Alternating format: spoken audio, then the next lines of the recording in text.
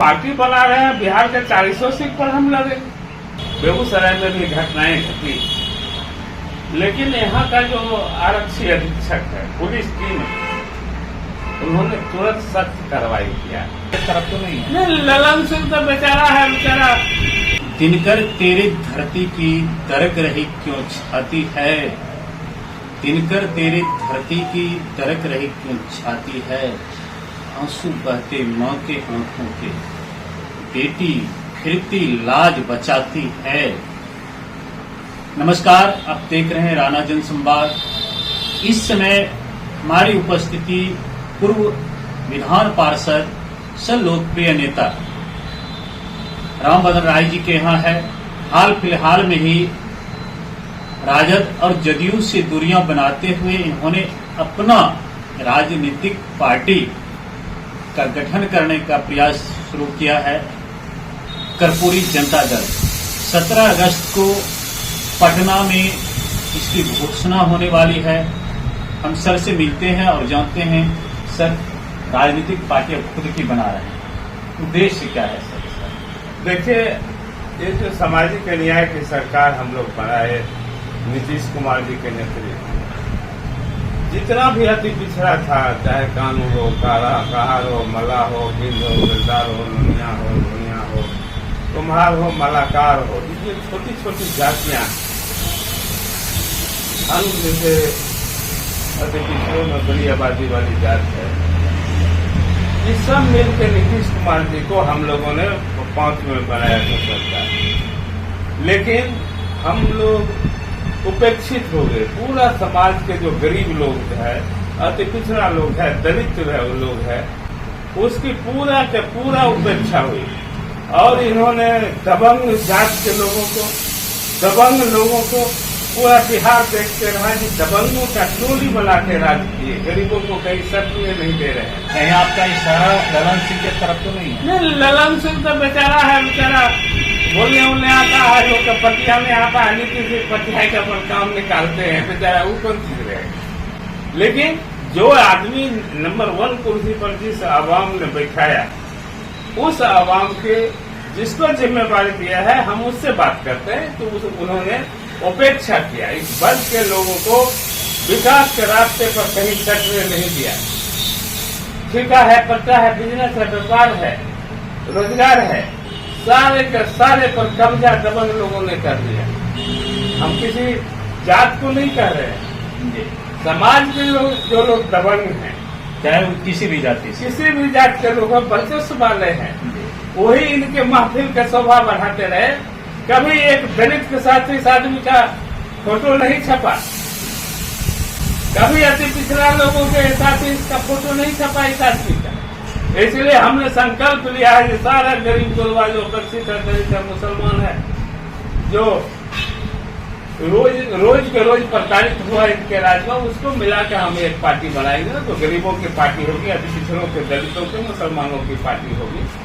जो कमजोर वर्ग के लोग हैं, कमजोर लोगों का वर्ग कर्पूरी जनता दल। एक चीज जनता भी जानना चाहती है, हम भी जानना चाहते हैं, जो अभी का वर्तमान माहौल कि सबके आगे पैसा बोलता है, तो ऐसे स्थिति में रामभद्र राय जी की पार्टी जो बनेगी वो 2024 और 25 के चुनाव में कितना सक्सेसफुल होगी? देखिए, जो कमजोर होता है वही पैसा खर्च करता है। 20% दलितों की आबादी, मुसलमानों की आबादी, इसलिए सबसे धनवान राजनीति में हम हैं। जुगाड़ करके कमजोर लोग पैसा खर्च करके लोगों को मांस भात खिला के दारू पिला के वोट लेता। हम वो काम नहीं करेंगे। हम गरीबों के सरकार बनाएंगे, गरीबों के माथा पर ताज रखना चाहते हैं, अति पिछड़ों को माथा पर ताज रखना चाहते हैं, हम उसको आगे बढ़ाना चाहते हैं, दलितों को हम आगे बढ़ाना चाहते हैं। थोड़ा आते हैं वर्तमान माहौल पर कि हमने देखा पूरे देश में विपक्षी दलों ने मणिपुर की घटना को लेकर के जोर शोर से आवाज उठाई, केंद्र सरकार की आलोचना भी की। बिहार में भी बेगूसराय में 2-3 घटनाएं घटी है एक सप्ताह के अंदर। तेगड़ा में पथरौल की घटना, बछवाड़ा में चंपा की घटना, और कल परसों की ही घटना है सामू में एक एचएम के द्वारा गरीब बच्चे जो सरकारी स्कूल में पढ़ते हैं वहाँ के बच्चे को बुरी तरह पीटना, ये जो माहौल क्रिएट हो रहा है, इस माहौल के बारे में क्या कहेंगे? देखिए, 100% घटना को रोका नहीं जा सकता, रोका नहीं जा सकता, कार्रवाई किया जा सकता, सब पर कार्रवाई, सजा दिलाना ये सरकार का काम। 2 महीना पहले से मणिपुर जल रहा था। मणिपुर में जो आदिवासी समाज के लोग, गरीब समाज के लोग हैं, जो पहाड़ों पर रहता, उसके लिए जो आरक्षण है, उस आरक्षण को दबा के, जिसको आरक्षण की जरूरत नहीं है, जो वैष्णवी ब्राह्मण अपने कहते हैं, अगला पंक्ति में खड़ा है, उसको आरक्षण इन्होंने दिया, जिसका विरोध आदिवासियों ने किया। घर घर जाके टीवी में तो एक बच्ची का आया, वहां सैकड़ों बच्ची के साथ बलात्कार हुआ। सरकार किसकी है? वहां भारतीय जनता पार्टी। ऊपर में किसकी सरकार है?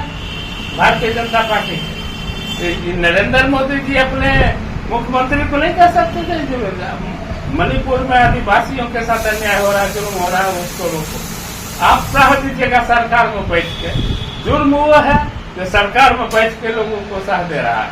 वही स्थिति तो बिहार में भी है, सरकार में बैठे हुए आला कमान जो भी है। बेगूसराय की ही घटना पर किसी का कोई वक्तव्य नहीं आ रहा है। देखिए, एक बात है, ईमानदारी से बात करना चाहिए। बेगूसराय में भी घटनाएं घटी, लेकिन यहाँ का जो आरक्षी अधीक्षक है, पुलिस टीम, उन्होंने तुरंत सख्त कार्रवाई किया, अरेस्ट हुआ। चाहे बेगूसराय पुलिस ने जो कार्य की ये घटना को लेकर के, इस पर आप खुश हैं उनके कार्यशैली से, एसपी के कार्य से? बिल्कुल। जमीन 20 फुट जमीन तोड़ के निकाल लिया लाश, सारे लोगों को जेल में बंद किया। इससे हम प्रसन्न हैं। यहाँ कोई लेफ्टिस्ट नहीं है। ये सरकार के बात हम नहीं बोल रहे हैं। जो घटनाएं बेगूसराय में घटी, प्रशासन ने जो एक्शन ली उससे आप खुश हैं? हम एक्शन लिया है उससे खुश है। इससे ज्यादा पुलिस क्या कर सकती है? लाश को दबा दिया, लेकिन पुलिस ने ढूंढ निकाला और वो सबको जेल में बंद कर दिया। इसलिए अनर्गल आरोप नहीं लगाना चाहिए। पुलिस को साक्ष्य चाहिए। पुलिस तत्पर थी कि नहीं है, सवाल ये देखा जाए। अब कोई आदमी अनहोनी कर दिया, पड़ोस के बच्ची है, फूल सी बच्ची है, मीठी नाम है उसका, भोला बाबा का सोमवारी की हुई थी बच्ची, बगल के लोग जाता है कैंपस से कैंपस, बच्ची गई मेहंदी का पत्ता नोचने के लिए, वो दरिद्र में गई, उसके साथ हुआ, उसको कैप्चर कर लिया घर में, उसके साथ जो दुर्दशा बच्ची किया, उसके बाद फांसी लगा के उसको मार दिया, 10 फीट 15 फीट गड्ढा में गाड़ दिया। पुलिस खोज निकाली, ये सबसे बड़ी बात है। राम भजन राय जी, बेगूसराय के पुलिस प्रशासन के रवैये से खुश हैं? जो भी घटना घटी है कि तुरंत एक्शन लेते हुए पुलिस ने कार्रवाई की है। राम भजन राय, 2024 का चुनाव आ रहा है और आप जोर शोर से लगे हुए हैं। चर्चा का विषय ये भी आ रहा है कि आप ललन सिंह के खिलाफ लड़ेंगे मुंगेर से। चर्चा में ये भी है कि आप गिरिराज सिंह के साथ खिलाफ। अरे हम पार्टी बना रहे हैं, बिहार के 400 सीट पर हम लड़ेंगे। जब पार्टी कर्पूरी जनता दल बन गया, तो कर्पूरी जनता दल, कर्पूरी जी कितना कमाया हुआ है गरीबों में, सब कर्पूरी जनता दल के झंडा के नीचे आ जाएगा। बिहार के किसी भी क्षेत्र में हमारा वोट 40% से ज्यादा है। कोई सिंगल कास्ट तो कहीं भी 10% से ज्यादा वोट नहीं। जदयू के एक नेता बोल रहे थे कि राममोहन राय जी कर्पूरी ठाकुर के नाम को यूज कर रहे हैं, जबकि कर्पूरी ठाकुर का बेटा रामनाथ ठाकुर जदयू के साथ है, नीतीश कुमार के साथ। लेकिन रामनाथ ठाकुर जी कर्पूरी जी का रॉयल्टी खा रहे हैं। ये बिहार का आवाम को हम कहना चाहते हैं, कर्पूरी ठाकुर ने जिल्लत सह के, गाली सुन के, मार खा के गरीब अति पिछड़ों का आरक्षण दिया। 100 DSP बहाल होगा, 18 अति पिछड़ा समाज का होगा, जो धानु है, कानू है, धार है, मला है, बिंद है, बेलदार है, उसको कत्ल नीतीश कुमार जी ने किया और कई धनाढ़ जातियों को इसमें घुसा दिया। अब उसका हक मारा गया, वो चुपचाप दिल्ली में बैठा हुआ है, तो कर्पूरी ठाकुर के रेफरेंस से उसको बोलने का कोई हक है क्या?